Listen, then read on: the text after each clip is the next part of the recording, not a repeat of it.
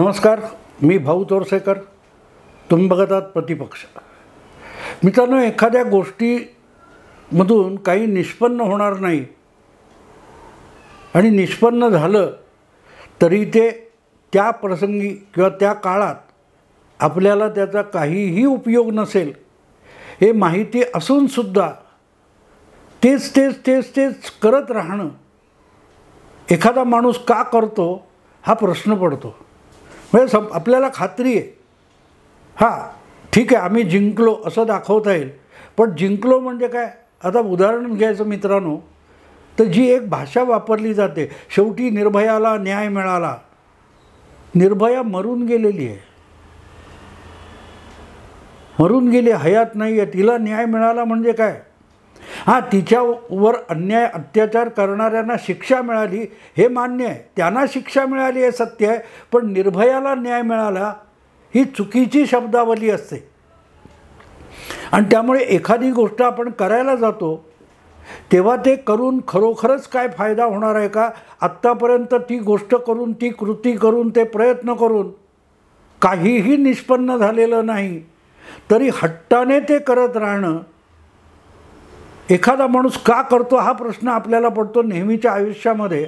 मला असाच प्रश्न उद्धव बाळासाहेब ठाकरे या नेत्याविषयी वाटतो की आपलं मुख्यमंत्रीपद गेलं आहे, आपला पक्ष फुटलेला आहे, आपण जी आघाडी बनवली ती आघाडी रसातळाला गेलेली आहे, तरीही ज्या प्रकारचं राजकारण चाललं आहे तेही एक वेळ समजू शकतं, पण जे हातातून निघून गेलेलं आहे ते परत मिळवण्यासाठी ज्या प्रकारच्या उचापती प्रामुख्याने न्यायालयाच्या पायऱ्या झिजवून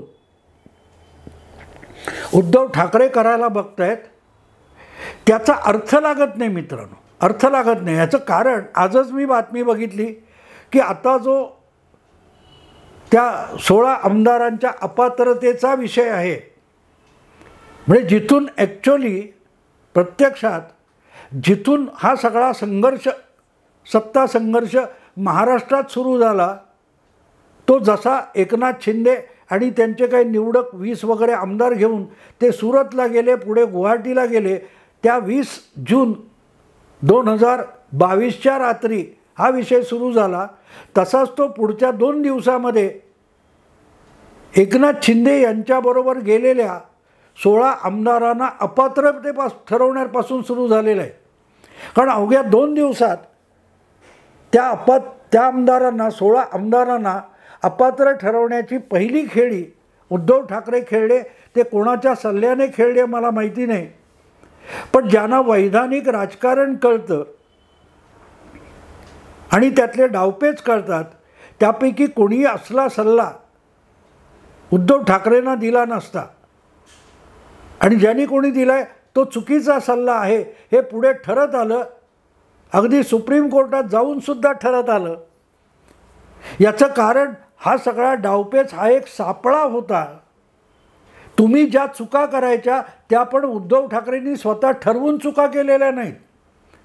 उद्धव ठाकरे यांनी या सगळ्या घटनाक्रमामध्ये कुठल्या चुका करायच्या हे सुद्धा भारतीय जनता पक्षाच्या चाणक्यांनी ठरवलं होतं, आणि त्यांनी जे ठरवलं त्याप्रमाणे उत्साहात आणि रागाच्या भरात उद्धव ठाकरे यांनी चुका केल्या नसत्या तर मग ही आजची परिस्थिती नक्की आली नसती.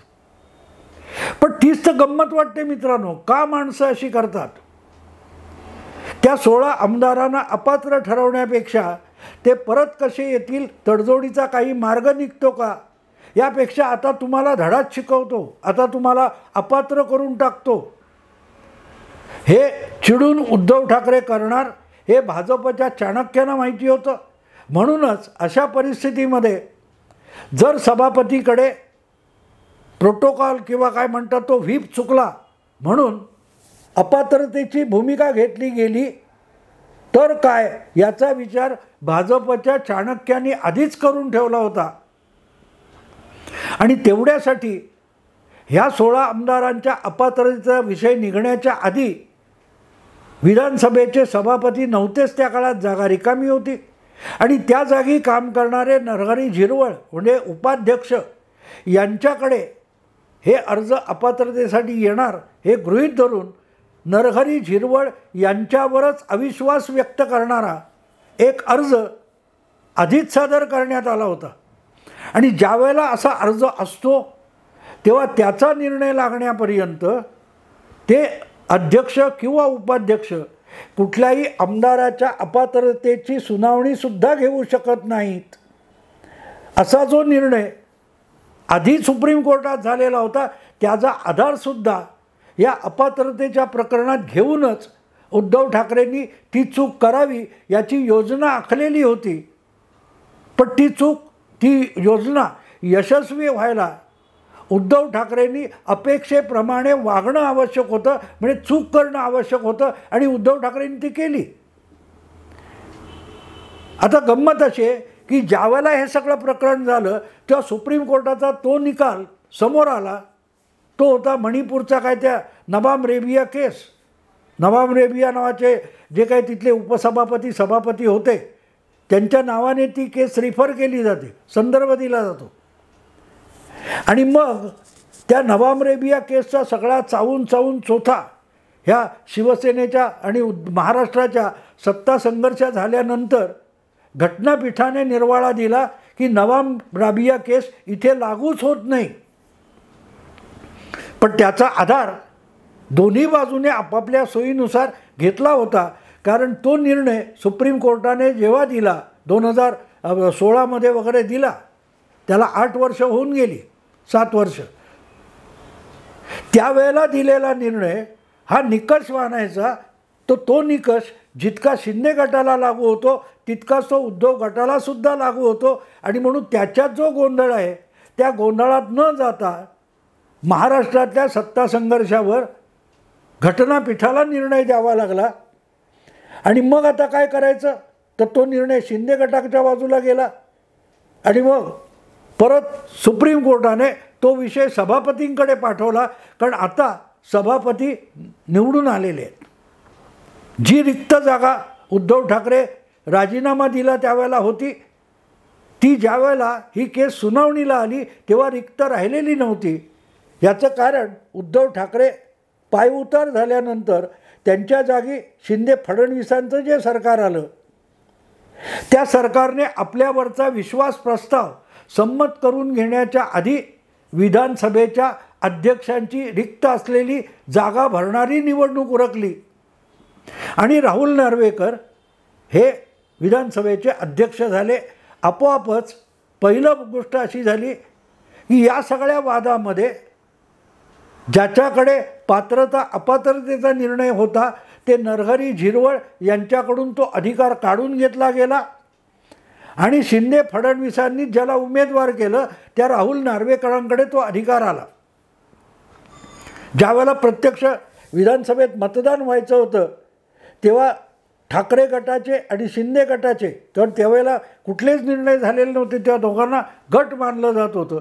दोघांनी आपापले व्हीप जाहीर केले होते आणि व्हीप जाहीर केल्यानंतर मतदान झालं. पण गंमत अशी होती की आपली निवड झाल्यानंतर दुसऱ्या दिवशी जो विश्वास प्रस्ताव येणार होता त्याआधी राहुल नार्वेकर यांनी अध्यक्ष म्हणून घेतलेला पहिला निर्णय कुठचा होता, तर शिंदे गटाने ज्या भरत गोगावले यांना आपला व्हीप म्हणून जाहीर केलं होतं त्याला पहिल्या दिवशी रातोरात मान्यता देऊन टाकली. त्यामुळे दुसऱ्या दिवशी विधानसभेमध्ये जेव्हा दोन्ही गट येणार होते त्या दोन्ही गट येण्याच्या वेळेला शिवसेनेतर्फे 2 व्हीप जाहीर झाले होते. एक शिंदे गटाचा होता आणि एक उद्धव ठाकरे गटाचा होता. आता यातला कुठला गट बरोबर मानायचा हा सुद्धा गंभीर प्रश्न आहे आणि त्याचा निवाडा परत कोणी करायचा, तर सभापतींनी करायचा. आता गंमत अशी असते की सभापतींनी स्वतःच ज्याला व्हीप म्हणून मान्यता दिली आहे भरत गोगावलेंना, त्यांचा आदेश मान्य करायचा की उद्धव गटाचे सुनील प्रभू आहेत यांचा व्हीप मान्य करायचा. म्हणजे गुंतागुंत किती वाढत चालली आहे बघा मित्रांनो. आणि याला आता जवळजवळ 16 महिने होऊन गेलेत पण या दिशेने एकही पाऊल पुढे पडलेलं नाही. पण हौस किती आहे, हौस किती आहे. चांगलाच शिकवीन तुला धडा, आहे की नाही.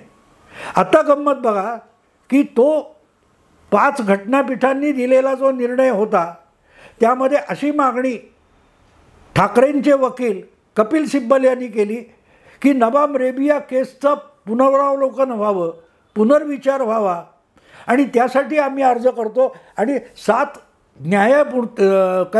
न्यायाधीशांच्या घटनापीठासमोर याची सुनावणी व्हावी. त्यामुळे आता असं 7 न्यायाधीशांचं घटनापीठ निर्माण करून त्याच्यासमोर सुनावणी करायला सुप्रीम कोर्टाने आता मान्यता दिलेली आहे.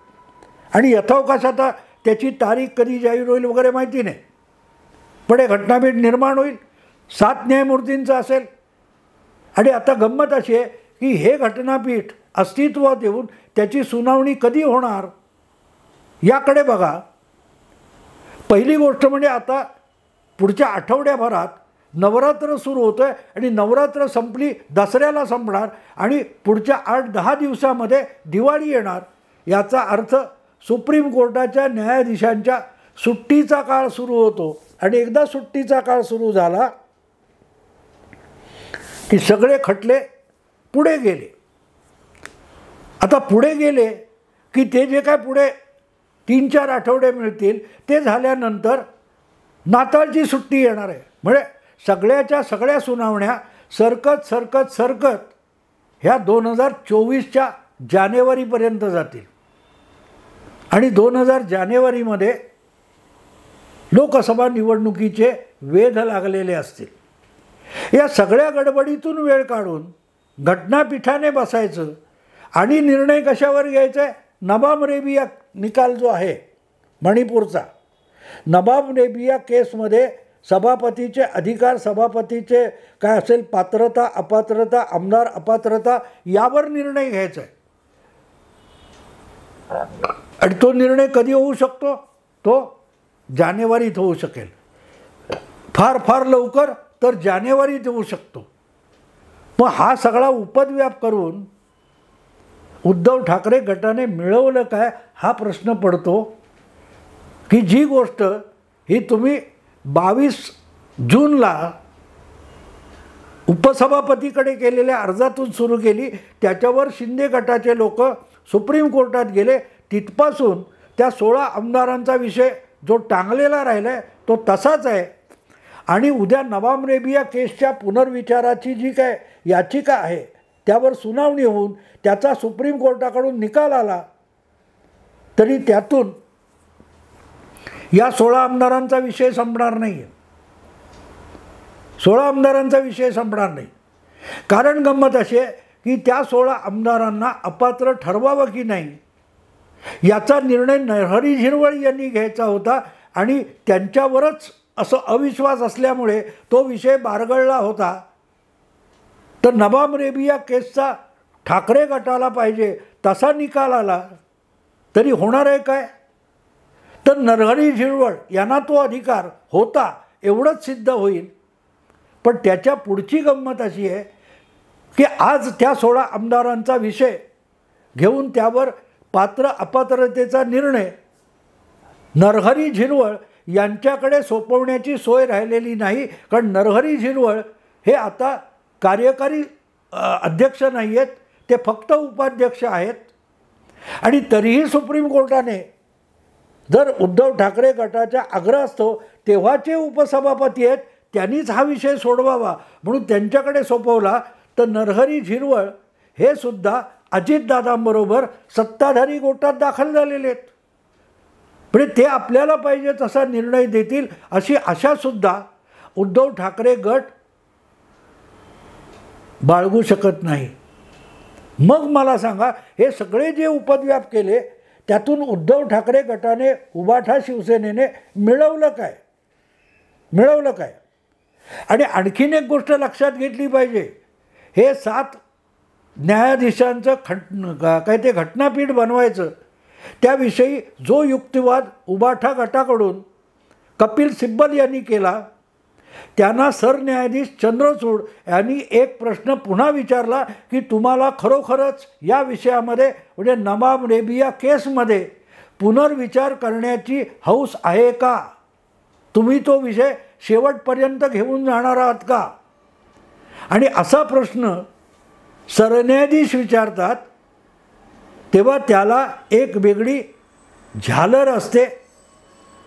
काय आहे झालर? ती समजून घ्या. कारण उद्या नवाब रेबिया केस पुनर्विचार होऊन ठाकरे गटाला पाहिजे तसा निर्णय आला तरीही त्याचा उपयोग नरहरी झिरवळ करू शकणार नाहीत आणि त्यांना अधिकार दिला तरीही ते अपात्र ठरवण्याची शक्यता नाही आहे. आणि तेही ठरवलं गेलं तरी उद्धव ठाकरे परत मुख्यमंत्री करावेत असा कुठलाही निर्णय उलटा फिरवणं हे सुप्रीम कोर्टाच्या घटनापीठाला 7 न्यायाधीशांच्या घटनापीठाला सुद्धा शक्य नाही. कारण हे प्रकरण एक थोडं विचित्र असं आहे की मणिपूरमध्ये जो सगळा पेच प्रसंग निर्माण झाला होता त्यामध्ये मुख्यमंत्र्यांनी राजीनामा वगैरे दिलेला नव्हता. त्यामुळे आमदार पात्र ठरणं अपात्र ठरणं यावर मुख्यमंत्रीपद जाणं किंवा टिकणं अवलंबून होतं. महाराष्ट्रात सुद्धा ते होऊ शकलं असतं पण त्यासाठी उद्धव ठाकरे यांनी राजीनामा देता कामा नये होता. उद्धव ठाकरे हे राजीनामा देऊन मोकळे झालेत. त्यामुळे त्या 16 आमदारांविषयी जे काय होईल त्याचा उपयोग उद्धव ठाकरे यांना पुनर्स्थापित करण्यासाठी होऊ शकत नाही. कारण उद्धव ठाकरे यांनी स्वेच्छेने आपल्या मुख्यमंत्रीपदाचा राजीनामा देऊन टाकला आहे. त्यामुळे आमदार पात्रता अपात्रता या विषयावर उभाटा शिवसेनेला कुठलाही लाभ होण्याची शक्यता नाही. झाला एक भाग. आणि म्हणूनच हा सगळा द्राविडी प्राणायाम तुम्ही कशाला करताय अशा अर्थानेच सरन्यायाधीशांनी कपिल सिब्बलना विचारलं की तुम्हाला खरोखरच हा विषय शेवटापर्यंत घेऊन जायचा आहे का? कारण त्याचा तुम्हाला व्यवहारिक काडीमात्र उपयोग होणार नाही. हेच एका वेगळ्या प्रकारे सरन्यायाधीशांनी सांगितलं किंवा सुचवलेलं आहे. हां, नवाब रेबियाचा जो काही निर्णय होईल पुनर्विचारातून त्याला केस लॉ ठरवून पुढल्या काळात असे जे वादग्रस्त विषय येतील विधिमंडळातल्या आमदारांच्या पात्रता अपात्रतेविषयी त्यासाठी तो निर्णय अंमलात आणता येईल, लागू करता येईल. पण महाराष्ट्रातल्या 16 आमदारांच्या पात्रता अपात्रतेसाठी त्याचा काडीमात्र उपयोग होणार नाही. आणि उद्धव ठाकरे यांना पुन्हा मुख्यमंत्रीपदी स्थापित करण्यासाठी तर त्याचा बिलकुल उपयोग नाही. मग मला सांगा की नवाब रेबिया केसचा अतिशय योग्य निर्णय, घटनात्मक निर्णय आणण्यासाठी उभाटा शिवसेनेने हट्ट करून हाती काय लागणार आहे? तुमच्या हाती काहीच लागणार नाही. हां, पुढच्या काळामध्ये अशा प्रकारच्या केसेस निर्माण झाल्या तर त्याची सोडवणूक कशा प्रकारे करावी याची एक गाईडलाईन तयार होईल. ती सुप्रीम कोर्ट असो किंवा हायकोर्ट असोत त्यांना वापरता येईल. विविध विधानसभांच्या अध्यक्षांना सभापतींना वापरता येईल. पण त्याचा उभाटा शिवसेनेला कवडीचाही उपयोग होणार नाही. मग मला सांगा कोर्टात आम्ही जिंकलो म्हणून संजय राऊत नाचायला लागतील, आदित्य ठाकरे म्हणतील आम्ही बोललो होतो ना हे घटनाबाह्य सरकार आहे. हा सगळा आनंदोत्सव करायला उपयोगी आहे. पण राजकीय व्यवहारामध्ये निवडणुकांमध्ये सत्तेच्या गणितामध्ये आणि सत्तेच्या राजकारणामध्ये त्याचा कवडीचाही उपयोग नाही. ही वस्तुस्थिती आहे. पण अर्धवट अकलेच्या ज्या बातम्या माध्यमातून रंगवल्या जातात त्यांना यातलं काहीही कळलेलं नाही. त्यामुळे याचं योग्य विवेचन फारसं कुठच्या वाहिन्यांवर आणि मराठी माध्यमातून झालेलं नाही. असो, एकच गोष्ट सांगेन की उद्धव ठाकरे फारच उदार झालेत या पुढच्या काळातली घटनात्मक लोकशाही योग्य मार्गाने चालावी यासाठी ते प्रचंड मोठा त्याग करतायत. कारण सगळ्या खटल्याची सुनावणी त्यांच्या खिशातल्या पैशाने होणार आहे आणि फायदा मात्र भविष्य काळात देशातल्या कुठल्याही पक्षाला त्याचा मिळणार आहे. फक्त तो आज आणि आत्ता उद्धव ठाकरे यांच्या पक्षाला मिळण्याची बिलकुल शक्यता नाही. मित्रांनो, आत्ता इथेच थांबतो. आवडलं लाईक करा, शेअर करा, सबस्क्राईब करा. नमस्कार.